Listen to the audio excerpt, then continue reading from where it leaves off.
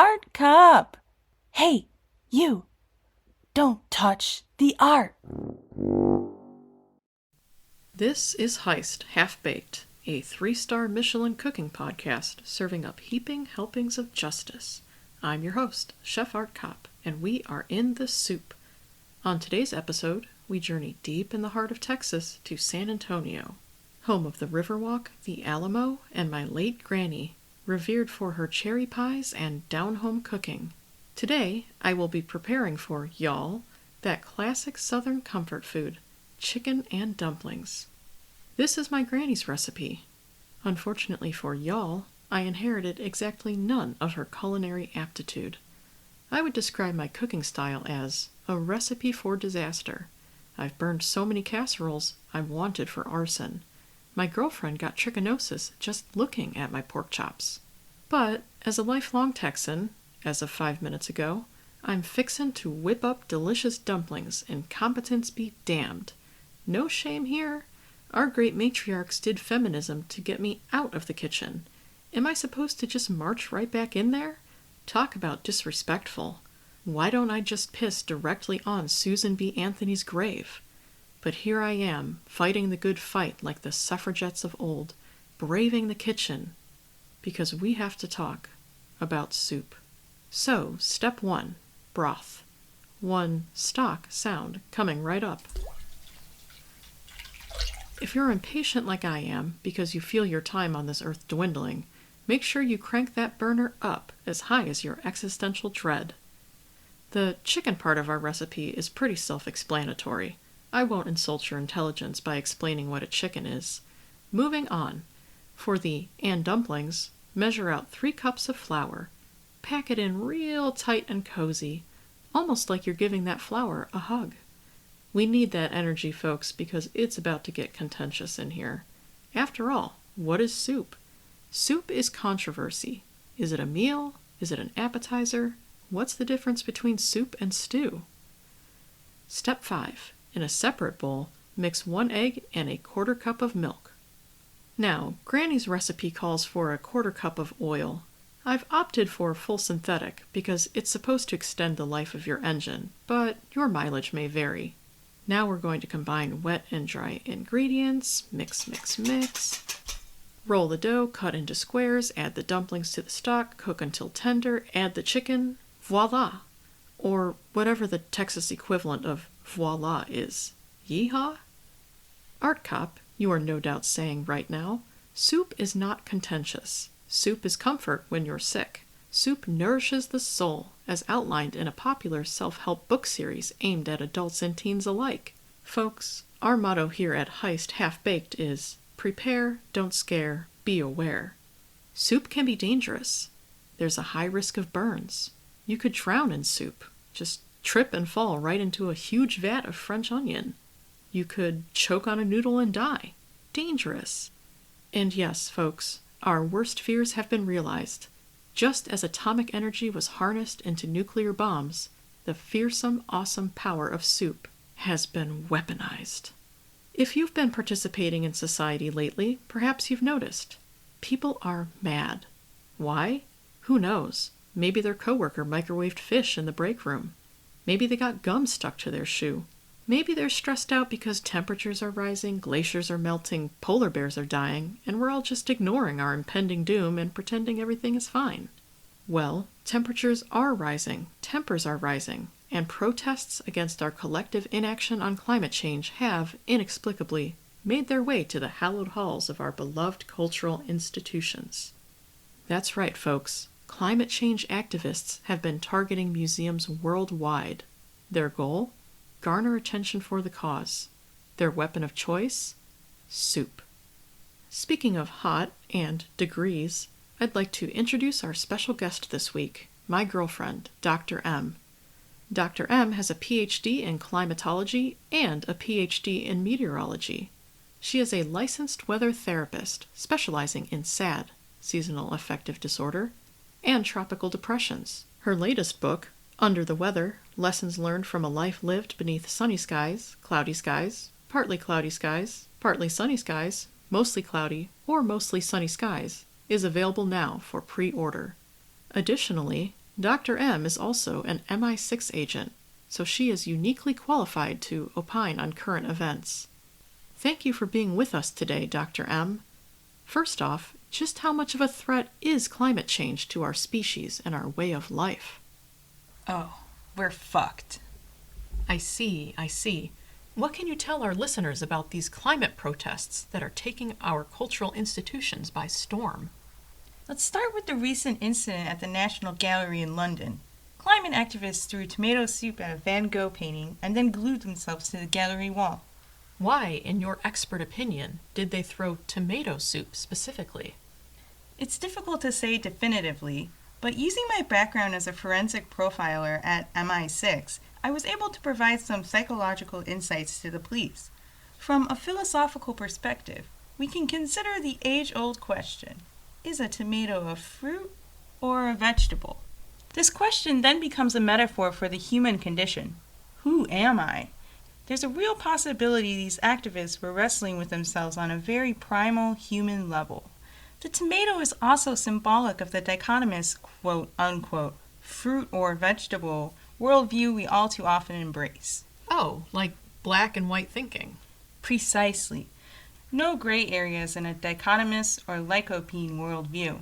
Just a bright red carotenoid hydrocarbon. Exactly. Then, from a practical standpoint, we must consider Buñol, a town in Spain. Every year they host a festival called La Tomatina, where people pelt the shit out of each other with tomatoes. It's an all-out tomato war. So it's entirely possible our two suspects were just very, very lost. Yes, I can see how you'd be aiming for Spain and end up 1,000 miles away in London. Isn't La Tomatina in August? And this incident happened in October, so just a few months late. I just want to point out that you are engaging in what we weather therapists call partly cloudy thinking. Is this some glass half full, glass half empty bullshit? Let's try partly sunny thinking instead. Maybe they were just insanely early for the next year's festival. Reminder, they were throwing soup, not tomatoes. Tomato soup is basically pureed tomatoes. They were probably just being considerate of the geriatric bunions. No, wait a second, that's not right. Bunyalians? Bunyaliganders? What I'm trying to say is, they were probably just being considerate of elderly folks from Bunyal with dentures, or anyone who recently had oral surgery. My, what charitable agitators. What happened to them, anyway? Well, they were given a hefty fine and 500 hours of community service at a Skid Row soup kitchen. That's like giving arsonists a box of matches and telling them to do a controlled burn in a California forest. Yeah, the probation officers really had egg on their face. Getting a vat of egg drop soup chucked at you would be a humbling experience for sure. Who knew soup throwers had such a high rate of recidivism? Let's try partly sunny thinking, Art Cop. The Skid Row soup throwing incident could have been construed as a compliment. Essentially, our soup throwers were telling those probation officers, I see you as a work of art comparable to Van Gogh. Fascinating insights, as always, Dr. M. What about the incident at the Museum Barberini in Potsdam? Activists there threw mashed potatoes on a Monet. Yes, a copycat attack. Do you own a cat? No, I'm allergic. I get all sneezy. Exactly. Anyone who owns a cat knows they can be vindictive little assholes. Did you know cat dander lingers longer in the air than dog dander? And there's a special protein called FeLD1 that makes the dander extra sticky. Think of these climate activists like cat dander. Highly irritating, hanging around, testing your defenses. How would you categorize the effectiveness of these protests? If we're using the Saffir-Simpson hurricane wind scale, I'd say like a category 1 weakening into a tropical depression. Dr. M, should soup be regulated? I'll say this. I support universal background checks for anyone attempting to purchase soup. I mean, right now, anyone can walk into their local grocery store and pick up a can of soup right off the shelves. Clam chowder, Italian wedding, butternut squash. Frankly, that scares me. That's what keeps me up at night. Dr. M, as you know, many of our listeners are museum security professionals. What advice can you give on preparing for a potential climate protest? Well, as any meteorologist will tell you, there's simply no way to predict what the weather will be like tomorrow. Forecasts? Total scam. Your local meteorologist is just there to make shit up and look good on TV. You know, climate protests are a lot like lightning. They're unpredictable, but they never strike twice. I'm pretty sure that's a myth about lightning. Let's leave the science to the PhDs, okay, babe? Once an institution has been struck, they should theoretically be safe, as long as they wrap themselves in rubber, like a giant condom. Luckily, my museum protest preparedness course protects museums from all possible contingencies. We train first responders to run towards the soup, and that can be scary. But graduates of my course are statistically 9% more likely to stop a soup-throwing attack. How about a preview? The course begins with an introduction to profiling. We've outsourced that lesson to the experts, the NYPD. New York's finest teach our clients to identify potential climate protesters based on looks. For example, are there any outward identifying signs? Maybe a museum visitor has the words, "I am a climate activist," tattooed on their forehead. That would be an example of a common telltale sign. In terms of demographics, most climate protesters are white women with college degrees. If a female visitor walks into your museum holding a diploma, boom, instant takedown. To be safe, you may just want to tackle any white woman who walks in the doors. In the immortal words of Ben Franklin, "Better 100 innocent men should be tackled than a single climate activist walk free." And that applies to women too. Like you stated so eloquently before, we did feminism so women could face equal harassment under the law. What other topics are covered in your course? How about our soup-sniffing dogs? Our canines are trained to detect the scent of over 200 soups. From ramen to cream of asparagus to shrimp bisque, museums are hiring our hounds left and right. What breed? We recruited Labrador retrievers. To be honest, that was a terrible mistake. As you know, labs are very good boys. However, how do I put this? They'd sell out their own grandmas for a morsel of chicken? They're highly food motivated. How do the dogs alert? Oh, you'll know. One whiff of soup and they immediately start drooling. Just puddles of drool. Is it a little messy? Sure. Did the Met have to shut down for a week and bring in special pumps to drain the galleries? Maybe. But the detection rate is 100%. No soup was thrown. Wasn't there some snafu at the National Gallery in D.C.? I want to make this as clear as consommé for all our listeners. The National Gallery incident, while regrettable, exposed a serious security flaw that has since been rectified. Our hounds should be applauded. The museum cafe had soup on the menu, right? You can't blame our hounds. They did what they were trained to do. What do you expect when you just leave a dangerous weapon like that out in the open? I can tell you this. There's no more soup du jour. As a lifelong Texan, I'm concerned about my right to bear soups being violated. What do you say to those who are worried that federal agents will raid their houses and take away their soup cans? Soup control is for the greater good. Have you heard of the Patriot Act? Where we all gave up personal liberties in exchange for the illusion of safety? No, the other Patriot Act. Protecting art through radical intervention of terriers. Sorry, but those hounds are here to stay. There's just no place for a soup du jour in a post-9/11 world. What are some different ways people have tried to smuggle soup into the museums? Most commonly, handbags and backpacks. But we've seen some innovative methods too. We've had protesters pour soup in a Ziploc bag, swaddle it up, and stick it in a baby stroller. And then what they'll do is they'll have a parrot stowed under the stroller, mimicking a baby crying. We've seen that a few times. Then we've been seeing a troubling trend on the dark web with cows. You know how much soup you can hold in 4 stomachs? So what these climate activists are doing is hiring these cows off of Craigslist, dressing them up like nuns, and sneaking them into the museum. Holy cow. A warning to our climate activists out there. Conspiring with bovines could lead to stiff criminal charges under the RICO Act. I feel safer already. What was the inspiration for your museum preparedness course? During my time in MI6, we did a lot of live ordnance training. We tested the weapons on each other. You learn firsthand how it feels. Pepper spray, mustard gas, rubber bullets. We did tasers too. They went down the line one by one, 30,000 volts. When those prongs hit, I got knocked flat on my ass. Next day, I'm checking out my ass bruise and, hand to God, I look down and I see the Mona Lisa in my ass bruise. And that's how I knew I had a sacred duty to pass along my wisdom, which can be yours today at a special introductory rate for listeners of this podcast. Let's do a quick demo of this drill, right here, right now, for our audience. You want to tase me? Worse, I want to throw soup at you.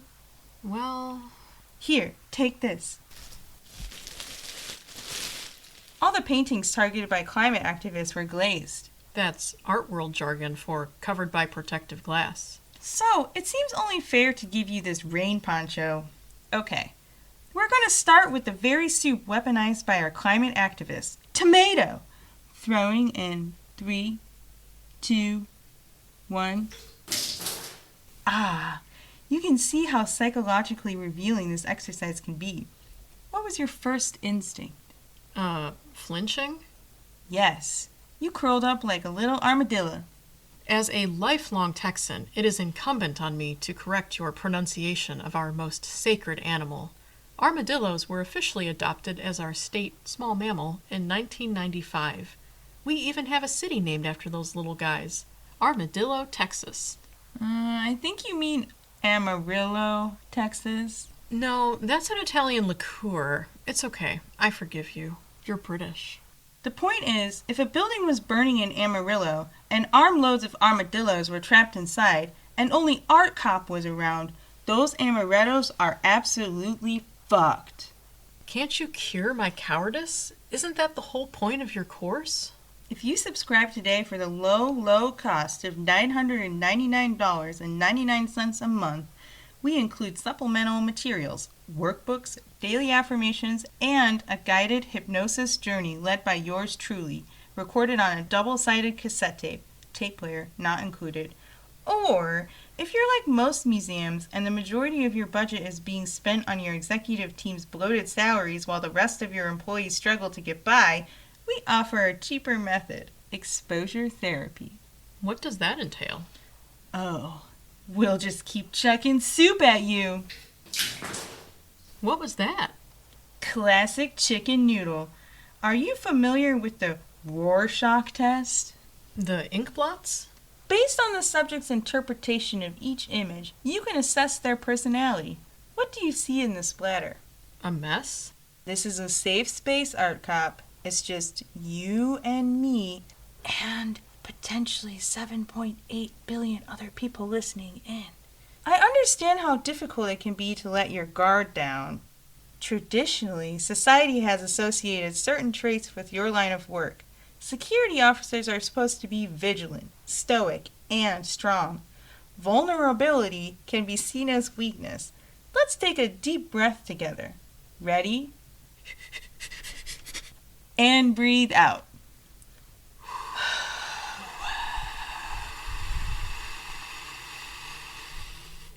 Now, I want you to count to 20 and spin around. Make sure you're as close to the art as possible. You really want that creative energy to seep into your pores to offset the toxic machismo you, a security officer, have internalized as a result of societal expectations. Whoa, dizzy. I think you're ready to let your inner insecurity officer out. Okay, I guess I see kind of a camel, maybe? Ah, yes, our ungulate friends. Beast of burden. That speaks to the weight of responsibility you're carrying as an art cop during these uncertain, soup-throwing times. What we want to do is deflate, or shrink, your humps. So what we want to do next is inspect your humps. To our listeners out there, routine examination is so important. Just feeling for any oddities. Remember, everyone's humps are different, so the key is to feel what's normal for you. Early detection can save lives. I'm sensing some resistance. Say more. Honestly, I'd rather you just throw more soup at me. I always end the session with minestrone, the most cathartic soup. Minestrone can be whatever you want it to be. A lot of people find that freedom to be overwhelming, but I want you to embrace that discomfort. Will there be zucchini, carrots, pasta, or rice? My challenge to you today is this. Take this soup and internalize it. Really let it seep into your pores. Let your body metabolize that uncertainty and break it down into a usable essence. I don't know. Uncertainty goes straight to my hips. Babe, we've talked about this. You have the perfect hips for an art cop. They're wide and sturdy like a draft horse's legs, very practical for standing and walking all day.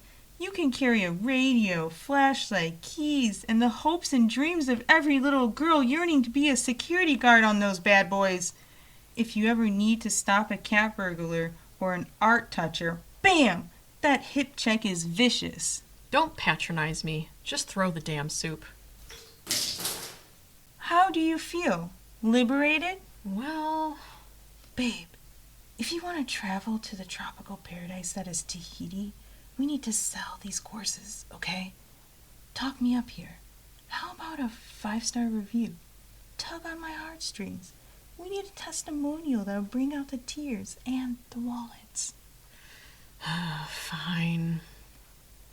This morning, when I woke up, I was condensed soup, thick and stocky, dehydrated, shelf-stable. She means unstable. Yes. Sadly, our beloved art cop was experiencing a mental breakdown due to the stress of these truly unfortunate yet lucrative climate protests. After taking part in this demo today, I can say that you were the cup of water that diluted my fears. I truly believe I am prepared to confront any soup-throwing crisis that might arise at our esteemed museum. To book this transformative training for your cultural institution... Is something burning? My chicken and dumplings! Oh, shit. Wasn't this a tribute to your late grandmother? I can't serve this. If you want to get biblical about it, this is a really ideal Old Testament style burnt offering. Just think of the smoke as like incense rising to the heavens. Less talking, more fanning. Is that a giant palm frond? Think sunny thoughts. You seem really stressed out, babe. Picture yourself on a beach in Tahiti. Crystal clear water, white sand, and warm. Why don't you take next week off? Like a sabbatical? I don't know, Em. Won't the show collapse without me, the main character? We're talking babies crying, slugs raining from the sky, armadillos running amok, chaos. I think we can survive 1 week without you, babe. Here, I'll even handle the outro this week. Consider this my audition. Thank you for being with us today, Dr. M. Your expertise and insights were life-changing. You are, by far, the hottest, smartest, wittiest, most creative guest we've ever featured on Heights. This is the second episode, Em, and you were the featured guest on the pilot, too. The pleasure was all mine, Art Cop. These are troubling times. If anyone needs someone to talk to, please consider reaching out to a weather therapist. We'll get you feeling right as rain. Join us next week as my girlfriend nopes off to tropical paradise. That's right. Professor Art Cop is on sabbatical. Say hello to substitute teacher M. Class is in session. Next week, be here or be arrested by a truant officer. Until then, Heist out. Heist was written and produced by Art Cop and M. To see what's cooking, check out our website, heist-podcast.com, for full episodes and transcripts. Send compliments to the chef, or complaints, or your favorite recipes to heistheadquarters@gmail.com. Follow us on our socials at Art Cop Gal Pals on X, Heist Headquarters on Instagram, and Heist Podcast on Facebook. Well, that's 25 minutes of your life you'll never get back. Thank you for listening, and thanks for your support. We'll see you next time on Heist.